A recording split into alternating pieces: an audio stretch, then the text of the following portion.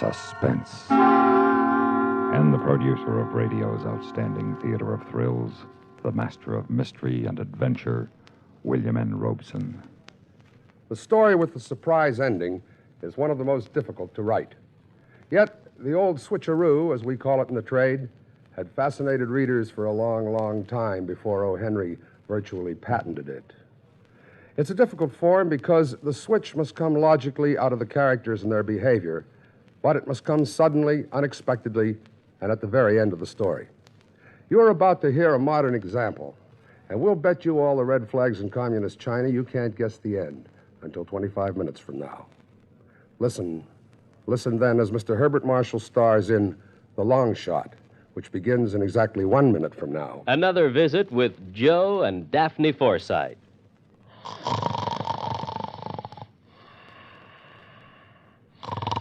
Joe.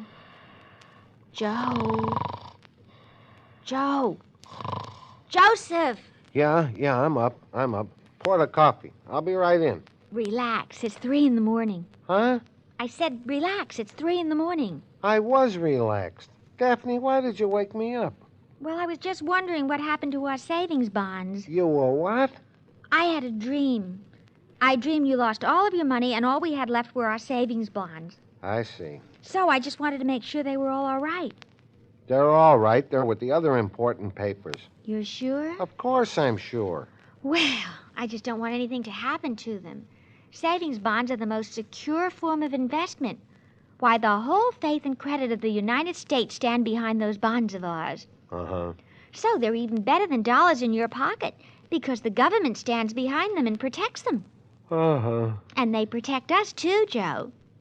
Every bond is an investment in our country, in our security and freedoms. Joe? Well, how about that? He feels so secure he went back to sleep. Good night, darling. And now, The Long Shot, starring Herbert Marshall. A tale well calculated to keep you in suspense.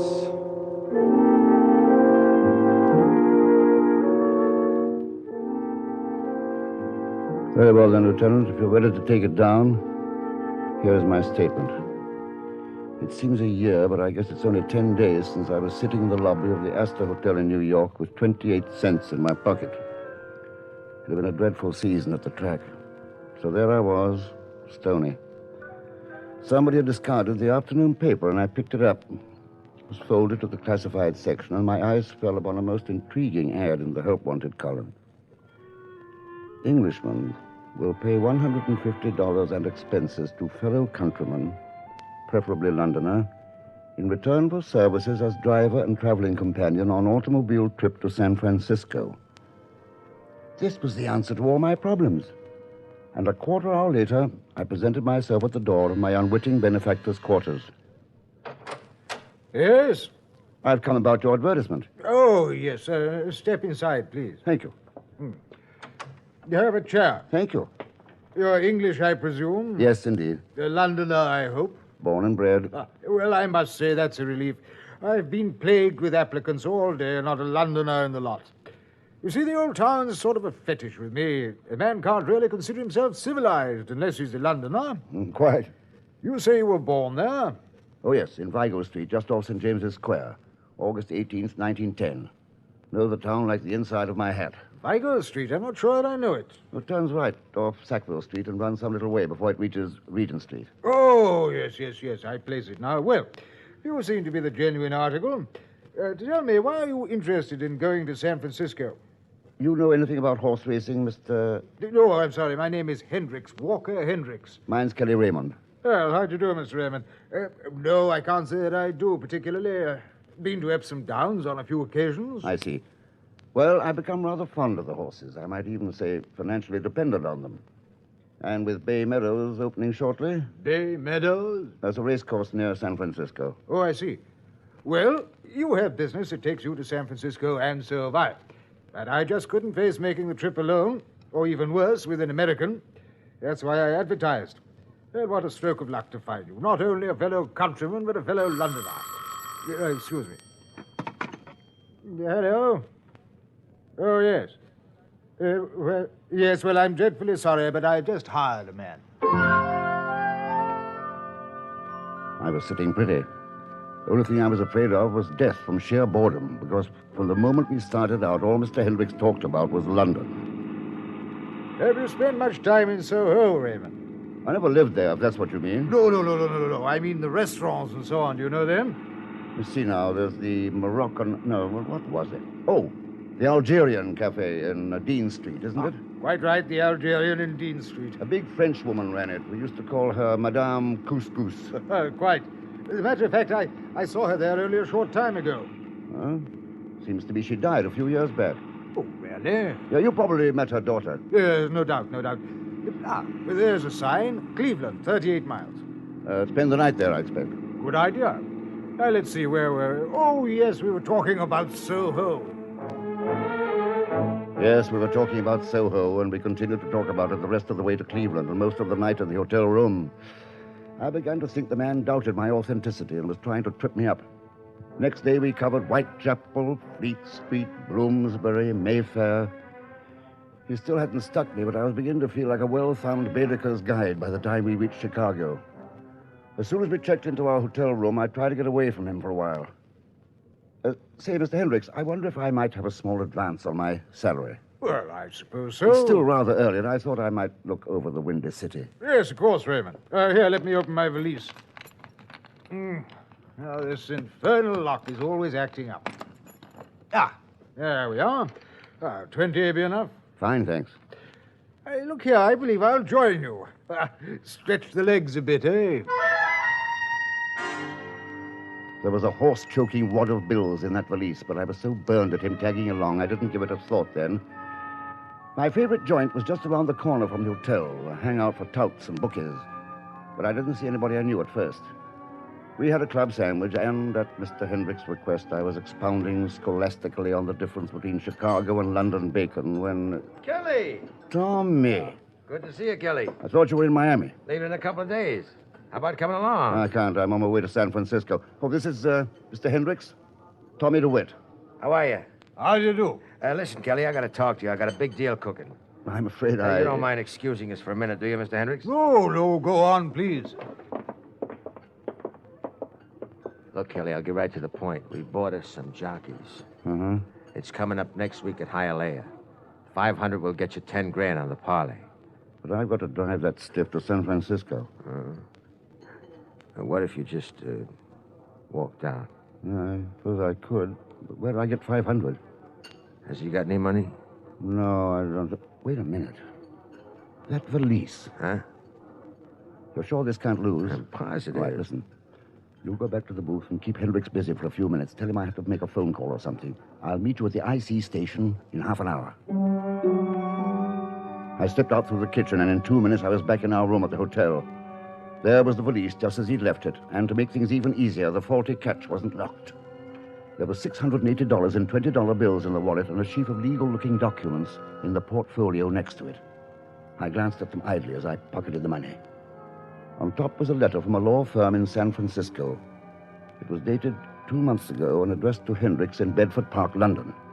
It said, "Since you are completely unknown personally to either relatives or legal counsel in the United States, it has been necessary to establish proof of your right to your uncle's estate entirely by documentary evidence, and we are happy to state that such proof is now thoroughly established. We ask that you present yourself at your earliest convenience at our San Francisco law offices so that final disposition of the estate may be accomplished. Birth certificate, affidavits from friends, notarized statement from the Department of Records, a sheaf of letters." It was a long shot. A long shot that would pay off at least $100,000. Everything. Every affidavit and statement was a guarantee of Walker Hendricks, the bearer. And to tie it up tighter, one of the letters said pictures wouldn't be necessary, just the passport. And I knew a place in San Francisco that made passports to order. A long shot. But did you ever see odds like that?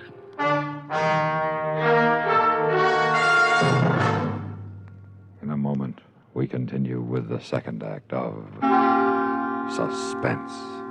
Memo on Medals, information about our military awards and decorations.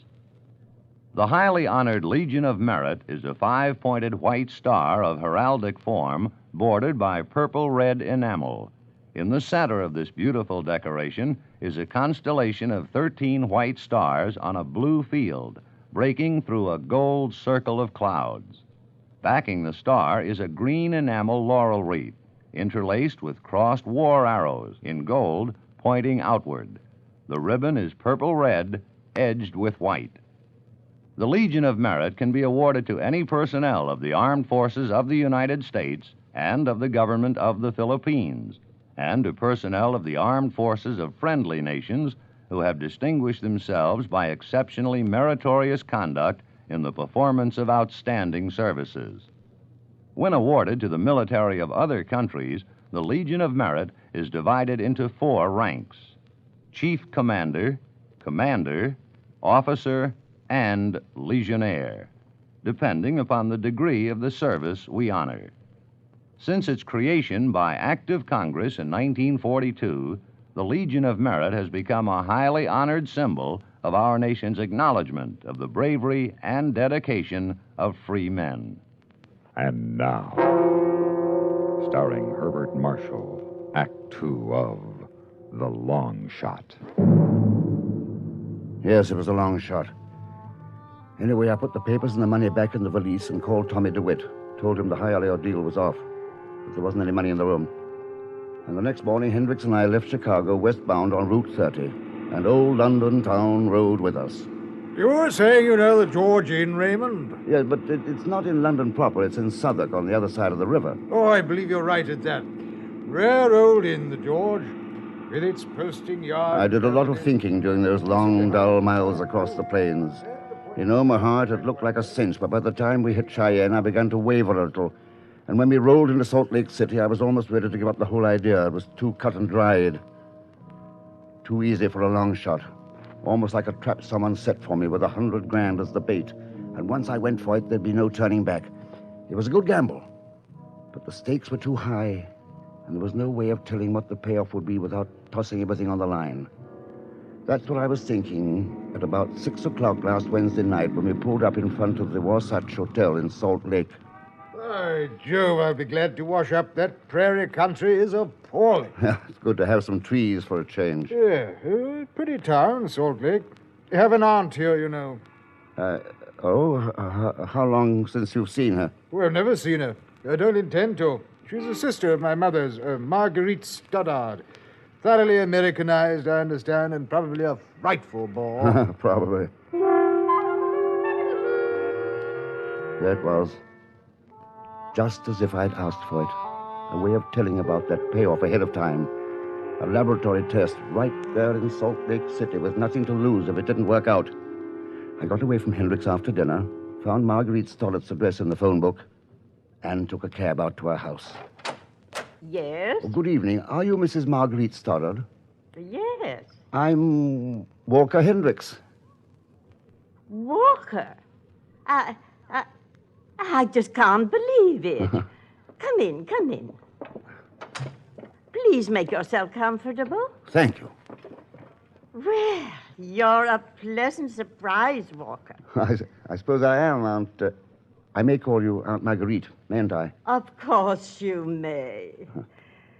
Well, I expected you to be a little more like, Like who? Well, perhaps I'd better not mention it. Oh, please do. I think we should discuss everything, don't you? Of course I do. You'll never know how much your Uncle Gerald regretted what he did. You mean the will? No, long before that. Your mother never told you, I suppose? No, she never mentioned her family. I don't suppose she would. After all, she loved your father, and your Uncle Gerald hated him. And so Uncle Gerald forced her to leave home? Yes. I know Gerald would have been the last to admit it, but I've always felt the will was his stubborn way of making it up to her. Perhaps. Well, I'm sure of it. But at least you will benefit, Walker. now that there's nothing any of us can do for your poor mother. If there was any doubt in my mind, it disappeared then and there.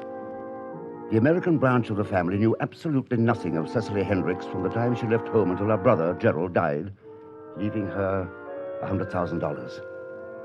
At that point, they made a pretty thorough search, found both she and her husband had died in England, and their son, Walker, was the only heir. Everything I needed was back in the hotel in that valise. It's 521 miles from Salt Lake to Reno, but I convinced Hendricks we could make it in one jump. I had a special reason. We had to hit the desolate section of central Nevada about midnight. When you get right down to it, killing a man is a pretty tough job, even when it's as perfect as this was going to be. For once, I was thankful for London. It gave us something to talk about, and there was so much in my mind that I might have given myself away in silence. So I prattled on like a phonograph. Oh, yeah, good old Wapping. Yes, Wapping. There's a lovely pub there called the Prospect at Whitby. Oh, don't believe I know it. No, I'm not surprised. There's an amazing thing about London. It seems that the greenest tourist knows more about it than the Londoners themselves. Well, I'd say you've done rather well. Well, mainly because I've been on my own since I was 14. Now, you take yourself, for example. 10 to 1, you've never been in Petticoat Lane. But a marvelous place. Regular Oriental bazaar right in the heart of the city. Booths and peddlers selling every kind of junk you could imagine.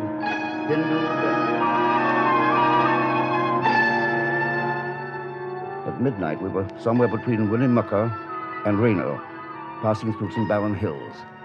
I knew the time had come, and my hands began to shake so much I had to grab the wheel with both of them. I felt beneath the cushion where I'd put the wrench. It was still there.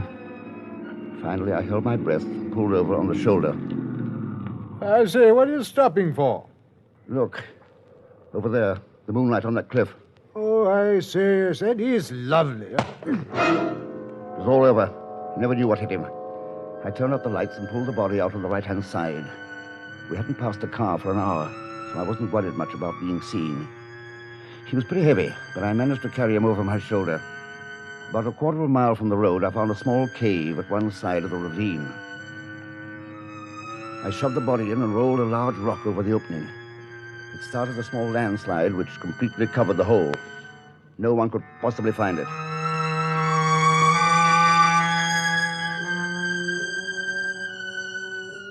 I had just about gotten back to the road when I saw something that stopped me dead in my tracks.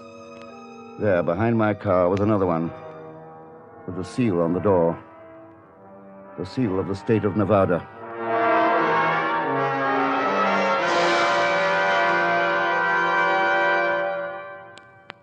In just a moment, we continue with the third act of Suspense. We have, together, ample capacity and freedom to defend freedom. This is NATO, the North Atlantic Treaty Organization. The extensive and varied grouping of NATO military forces called for the establishment of several unique supporting organizations. Among them, the Military Agency for Standardization, London, the Advisory Group on Aeronautical Research and Development, Paris, and the NATO Defense College, also in Paris. All are vital subordinates in the complex of the NATO defense program. The United States of America is a part of NATO.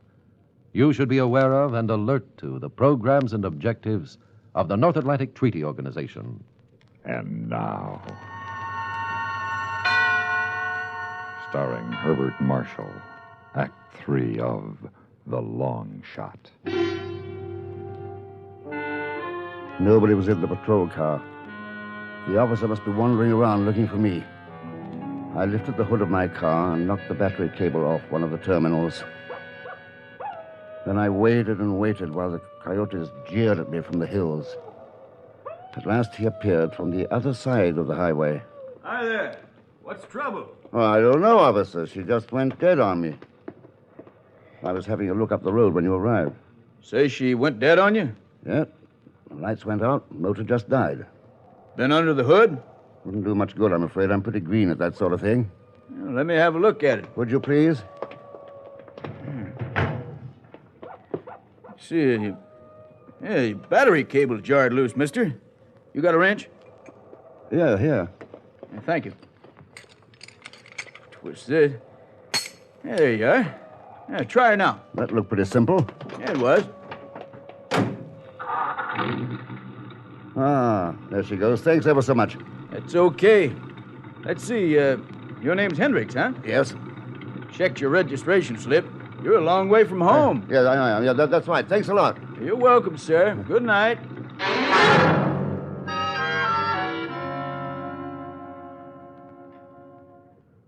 Well, there it is, Lieutenant. It was a long shot. It was a sure thing until I found you waiting for me in the attorney's office. Even then, I'd have gotten away with it if you hadn't told me that the body had been found. Well, aren't you going to say something? Don't you still think I could have carried it off, Lieutenant? Well, Raymond, we arrested you for the murder of Walker Hendricks, but it appears we were wrong. Huh? What are you talking about? It was a long shot, Raymond, and it was almost a sure thing. Maybe that's why both of you gambled on it. What do you mean, both of us? You and that guy you bumped off in Nevada. That guy?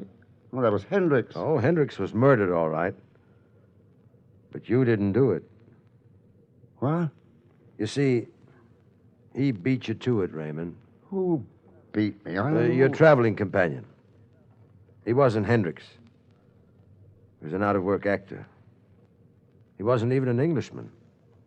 That was why he was pumping you so much about London. He was, what do actors call it? Getting up in his part? What are you talking about? I thought you found Hendricks' body in Nevada. We haven't found a body in Nevada yet. But one thing's sure. Hendricks was never in Nevada. Poor guy never left New York.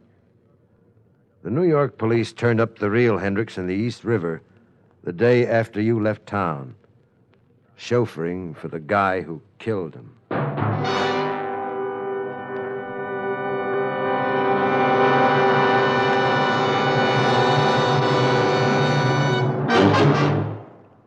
Suspense, in which Herbert Marshall starred in William N. Robeson's production of The Long Shot by Harold Swanton.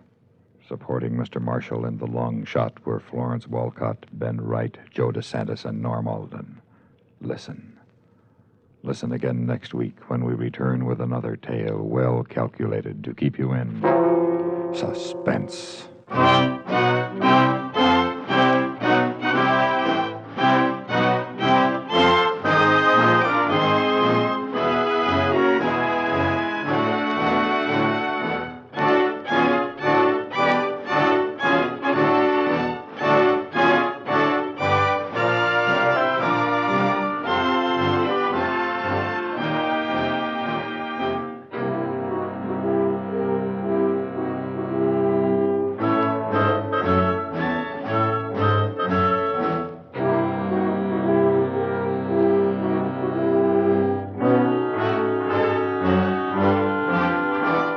Suspense has been brought to you through the worldwide facilities of the United States Armed Forces Radio and Television Service.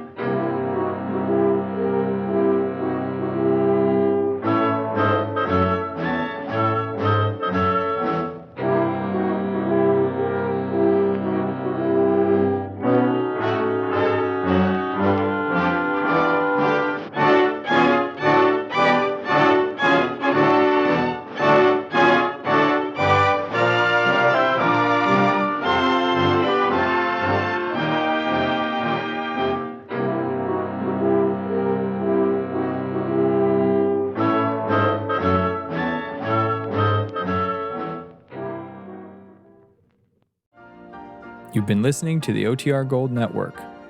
Find more classic radio at otrgold.com.